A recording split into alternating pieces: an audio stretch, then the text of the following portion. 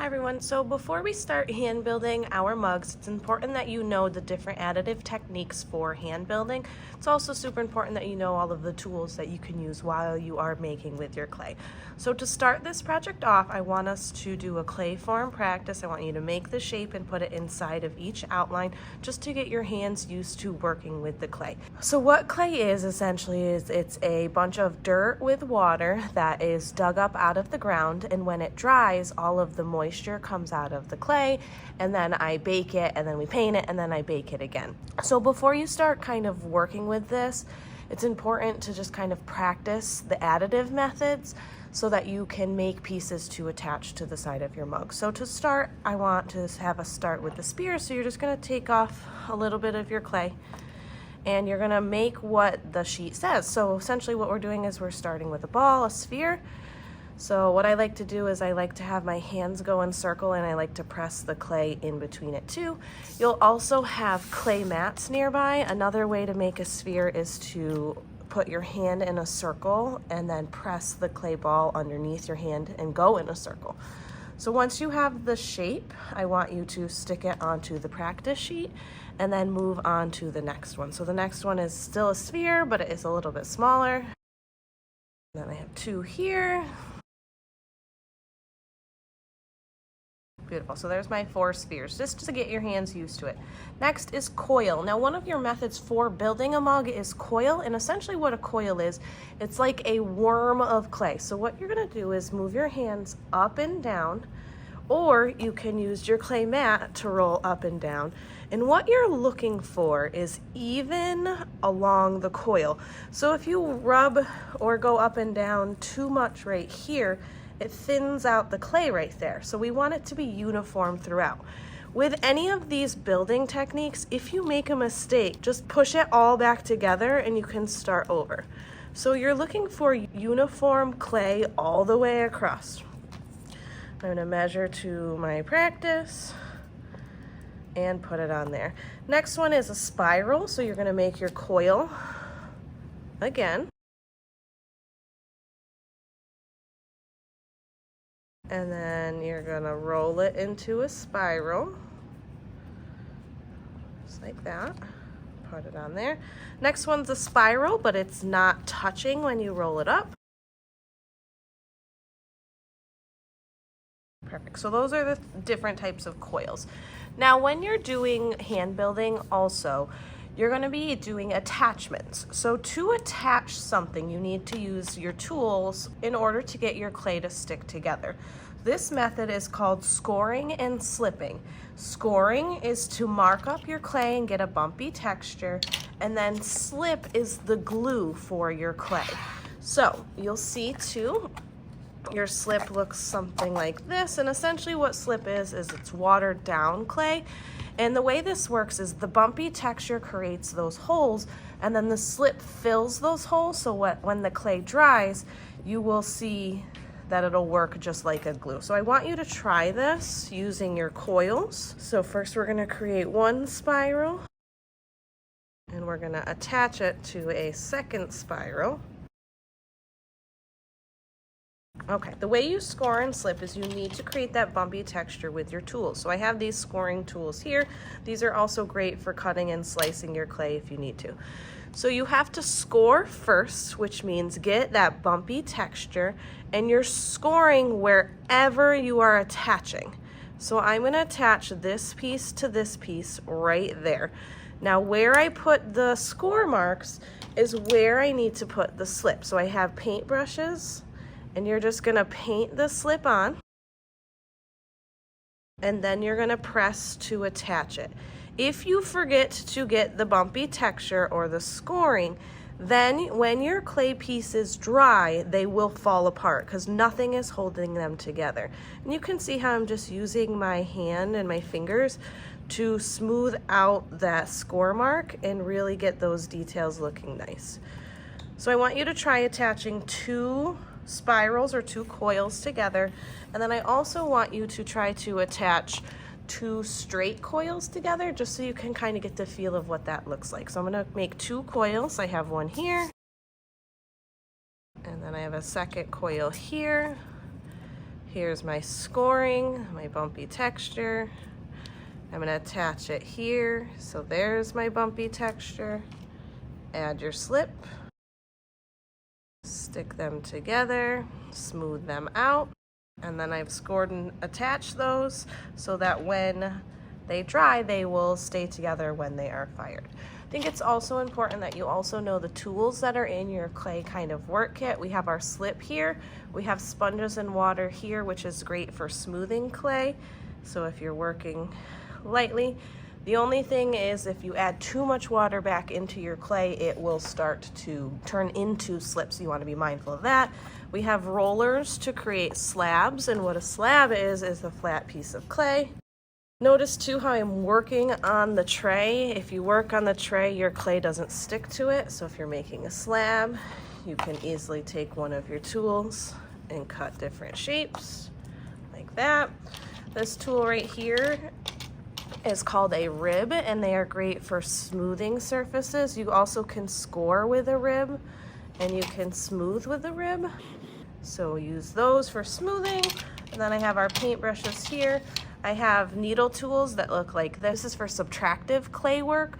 So if you're working on your mug and you want to carve into it and you want to take those pieces out and really work into the sides or into the handle, this is great for writing words. So cleanup is also super important with clay. We want to make sure all of our tools are cleaned properly. So to start, you want to make sure your paintbrush with the slip on it goes into the cleaning tray in the sink, and make sure your slip closes up. If you leave your slip open, it's going to dry out. Storage of clay is also super important. So if we want these to stay and dry, they're gonna stay out in the open air. If we are keeping something, we wanna make sure it goes into a plastic baggie. In the next step, I'm gonna show you 2 ways to build mugs. And way 1 right now is creating a pinch pot first and then adding a handle on top of it. Now, before we get started on clay, let's talk about our tools that we're using. Underneath, you have a clay board. This helps your clay not stick to anything while you're building. This long one is called a needle tool. It's good for carving out and making scratch marks. This one's called a rib. It's great for smoothing and cutting. This one right here is to help you score and slip. Slip is your glue, and this is what you use to get your bumpy texture so that your pieces stick together. I have a sponge and a little bit of water. This is for smoothing surfaces. So to start, we want to roll our ball. And to roll our ball, we want to warm up the clay a little bit. And what I would recommend before you roll the ball is I want you to take a little bit of a piece off, and this is going to become your handle. So to roll a ball, usually I have both of my hands going in circles, or you can use your tray to roll your hand in a circle. Notice how it's going in a circle to help you get that ball shape. Now keep in mind your clay will do whatever you tell it to do with your hands. So if you push too hard, your clay is going to react to that. If you're pushing too lightly, it's going to react. Sometimes too, I like to just cut in my hands to really smooth it out. Now clay is made out of dirt and water, so clay will probably never be perfect, so keep that in mind. First thing you're going to do is take your thumb and push it into your ball about halfway. So it's on my thumb like this, almost like a big giant meatball. And then like a crab, I am going to pinch my clay and turn. Pinch and turn, pinch and turn, pinch and turn. And you're looking for it to be about the thickness of your thumb. If it's too thick, what'll happen in the kiln is the air will get caught in it and it'll most likely explode. And if it's too thin, what'll happen is your clay will break apart once it's dry. So I'm slowly working, making that center hole as big as I go, and I'm checking the thickness as I go to make sure that my bottom and my sides are not too thick. Okay. Now if you do squeeze too thin, so right here it's way too thin, you just move other clay into that spot. Okay. If it's too thick, move that clay over. Okay. As I work too, I'm going to start to flatten the bottom on my clay board, because remember this is going to be a mug and we want it to hold some type of liquid. Okay. Now that's the basic shape I'm looking for. I like the thickness. I like how smooth I'm getting it. Now here's where you get to add your handle. Now depending on your design, your handles are all going to look different, but I'm going to show you just a basic handle so you understand kind of what the process is. So using my second piece of clay, I'm just going to make my handle. And for my handle on this one, I'm just going to make a normal one. So I'm going to roll a coil. Now I'm going to attach this to the side, but in order for my clay to stick together, I have to do what's called scoring and slipping. Scoring is the bumpy texture and slip is the glue. So I need to get the bumpy texture wherever I am putting the glue. So I'm putting the clay glue, the slip, on these two ends. And then I'm going to kind of measure out top and bottom. I need to get the bumpy texture on there too. I got it on both. Now slip is watered down clay. So it's clay that has a bunch of water in it, which acts like a glue. If you forget to use slip when your clay dries, it will fall apart because there's nothing to hold it together. So if I were to attach this just like this right now, when it would dry, the handle would break off. So we need the slip. The slip will fill those holes where the crack is. So I'm just using a paintbrush and I'm putting a little bit of slip on the handle, on the bumpy texture, and then I'm gonna just attach it. Now my clay is still pretty wet, which is good and bad at the same time. It's bad because if I easily just push, look how easily my clay moves, which makes it kind of hard to work with. But the plus side of your clay being this wet is it does make it easy to smooth out. So I'm just smoothing this out using the skin on my finger. You could use your other tools if needed. And what you are going to do is you're gonna just follow your sketch. Now you can add stuff to your mug like we did with the handle, or you can take stuff away. By that, I mean you could use your tools to push into your clay to make different types of designs. So I'm just gonna kind of work on my clay piece for the next couple minutes, and then I'll show you what it looks like when I get to a point where I want it to dry. Now keep in mind, however you leave it to dry is how it will stay forever. So I'll let this part fast forward and get my piece fully together.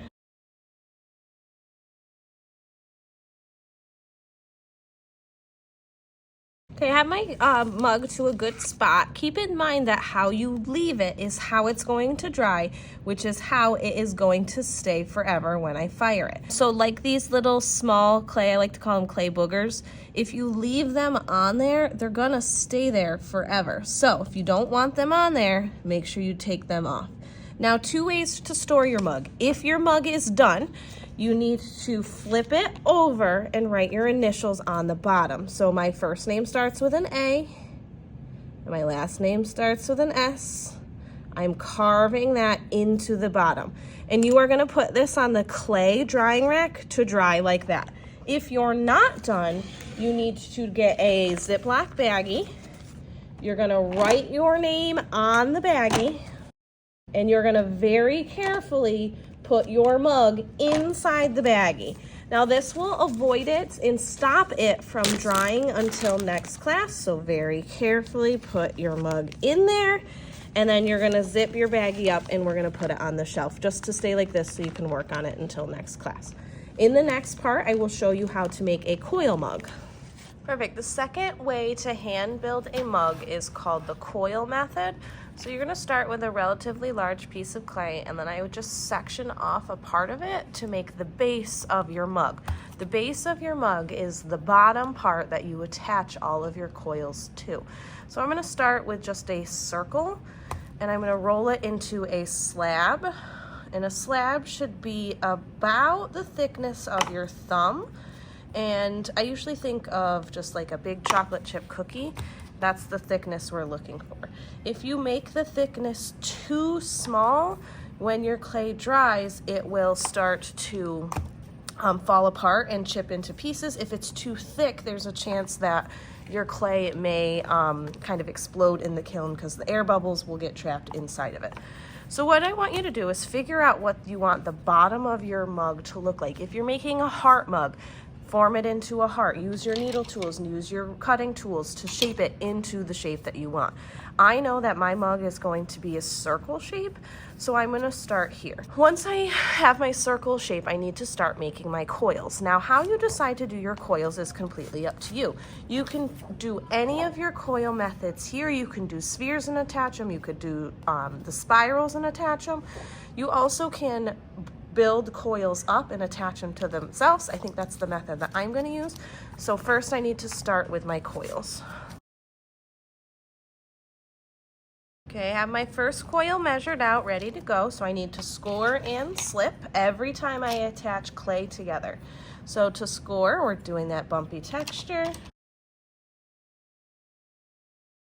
What I want you to notice is I scored on both attachment pieces, so on the base and on to coil itself. Then I'm going to paint on my slip.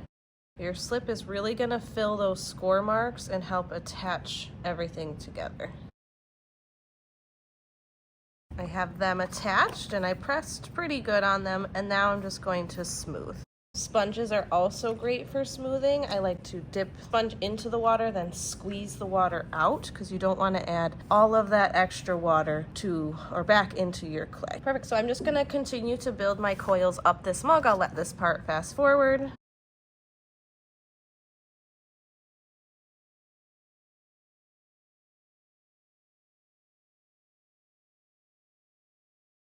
Okay, I've got my mug to a pretty good spot. Now, there's a couple options when you are building with coil. Number one, you can smooth out your coils. Now, you definitely want to smooth them on the inside, but you also can smooth them on the outside. So if you have this area here and you don't like that, you can smooth it out using your fingers and your sponges, or you can leave them if you like how that looks. It all depends on what you're trying to do with your mug. If you are trying to drink a liquid out of your mug, you cannot have any holes. So if you do find a hole, use your extra bits of clay and fill that hole. Unfortunately, we can't test with water until it has been fired and dried. The last thing you want to do is get it to a spot where you're really happy with it and you want it to dry. Then you can attach your handle if you'd like a handle. So I'm going to make just a small one here, score and slip it to the side. Last thing I would do is just smooth out any imperfections you may have in your mug. And then also you want to make sure that your name or your initials is carved into the bottom. So very carefully flip over to the bottom using your needle tool, carve in your initials. If you don't do this, we might not know whose mug it is. And just make sure it's in a spot where you're happy with it. You also can shape and form your clay how you want it to dry. So I'm gonna kind of make mine a heart shaped. So what you can do is you can use your paintbrush to smooth any edges too. Keep in mind how you let this dry will be how it will stay forever. So we want it to dry in a good point. As I mentioned before with the first style mug, if you want to keep working on this, you need to put it into your baggie. If you are done, you are going to put it onto the clay drying rack so that it can dry. And when it is fully dry, you will then paint it and glaze it so that it can be used at home.